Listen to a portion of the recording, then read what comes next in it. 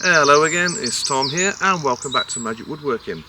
And as you can see, today we're not in the workshop, and for a good reason.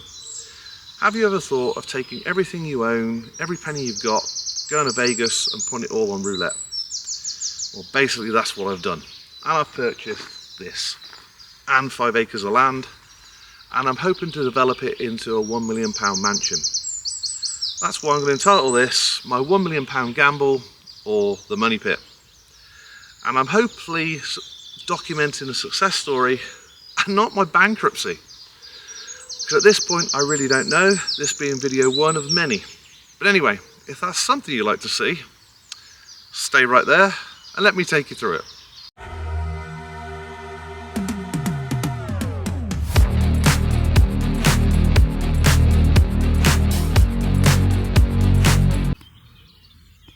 So, first of all, let me take you on a quick tour of what I've purchased. So to kick off with, this be the front garden. Now the property comes with a third of an acre of gardens, which as you can see is rather overgrown, and that's the old stables at the very top edge of the garden. From there we move through to what was a fire pit, and we have lots of outbuildings, all need to be removed, and what was a workshop and some scrap metal. There's my big digger I'm going to be using quite a bit over the next few weeks. Back of the property, a lot of concrete as you can see. Again, more outbuildings. And now moving to this gateway, this is the 5 acres of land that I purchased. As you can see, nice little plot of land, and sitting over there to the left are my 2 horses. The little one is Princess Pinky and the big chap is Thunder. Right, enough about this. Okay, so let's go inside and take a look at my questionable investment.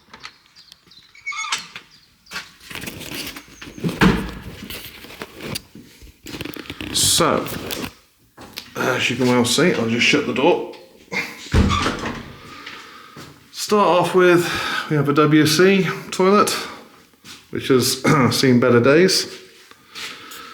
Then we have the first room downstairs, which would be living room stroke snug.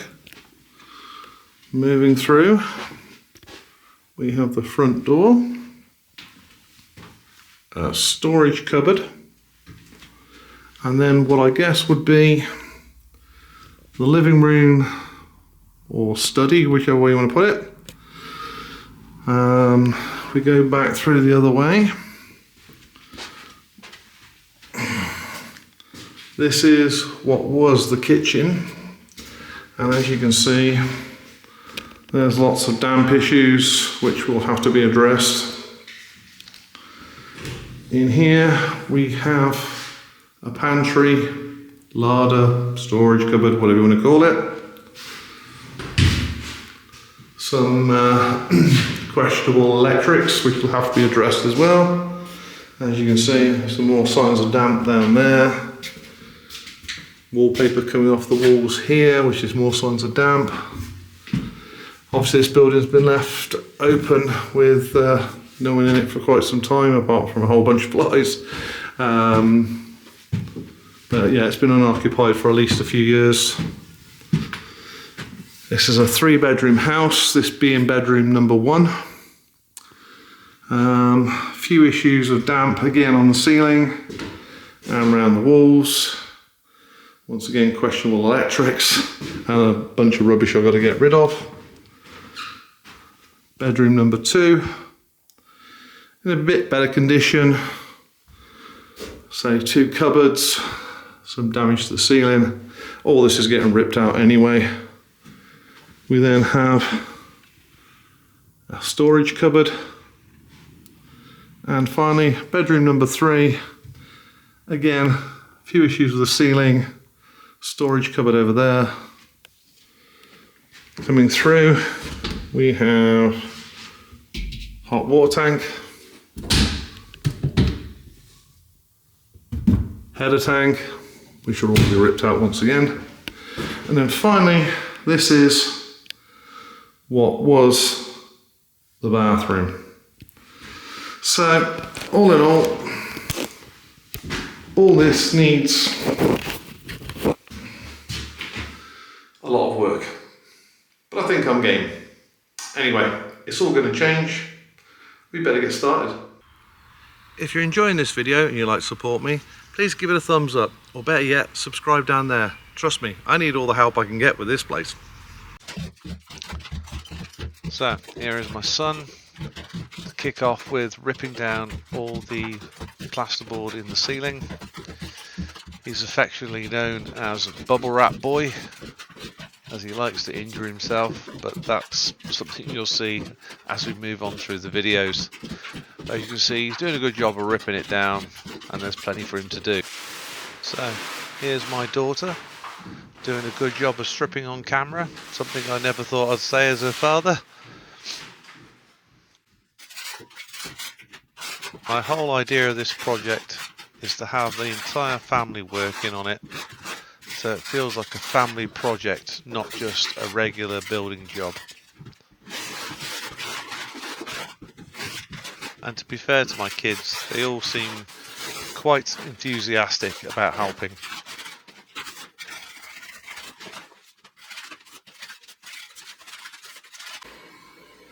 And just to go and prove that the apple doesn't fall far from the tree, here's Sharon, my other half, doing her best to do some good stripping on camera as well.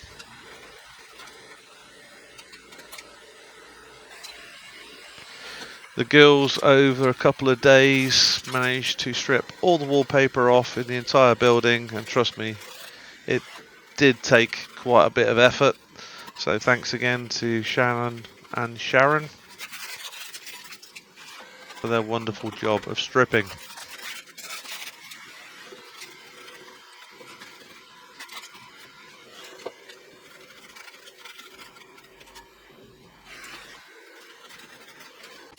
So, after fitting enough acro props to support the ceiling, me and Paddy decided to take out our aggression on removing the first of the walls.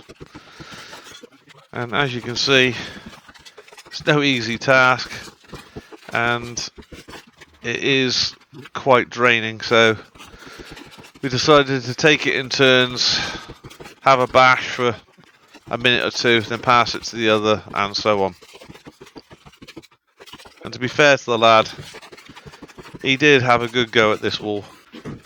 And as Paddy is an apprentice bricklayer, I thought this was the perfect wall to help knock down, so he can help to rebuild it a metre further into the room, which will accommodate the staircase.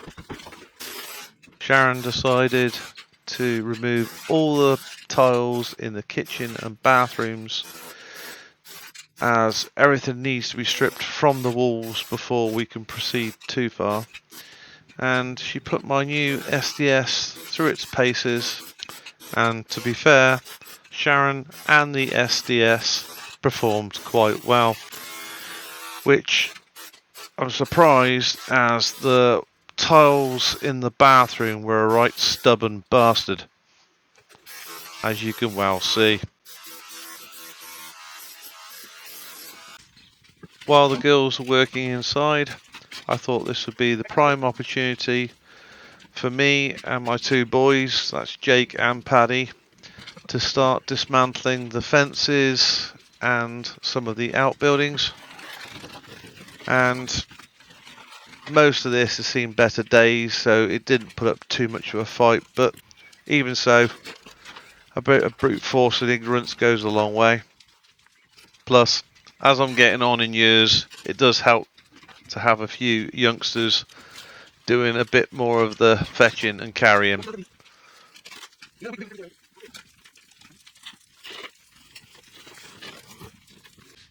When it came down to removing this summer house, we were trying to take it down as fast as possible, because for a wonder in England, it was a crazy hot summer's day, and the old mercury was touching the high 90s. This is why I keep stopping to keep wiping the sweat off my face.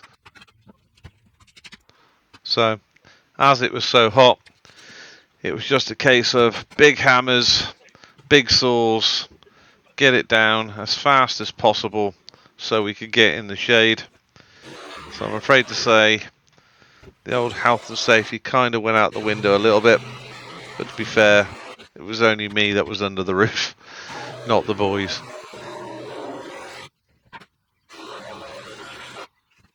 So, the fencing and this building both have to be removed.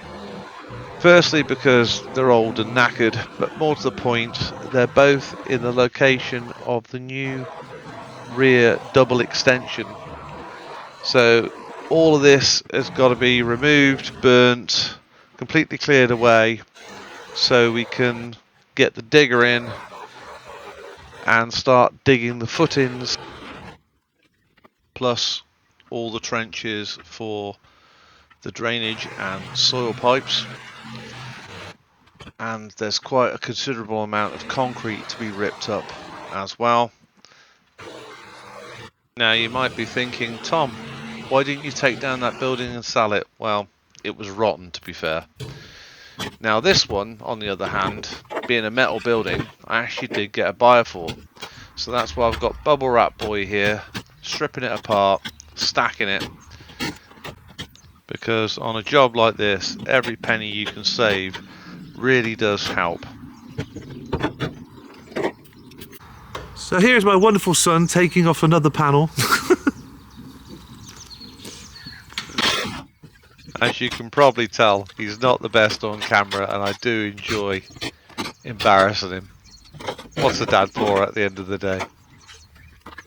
Surprisingly, this building actually came down relatively easily. Few little glitches along the way, and it was actually in a decent state of repair when we got right down to the frames at the end.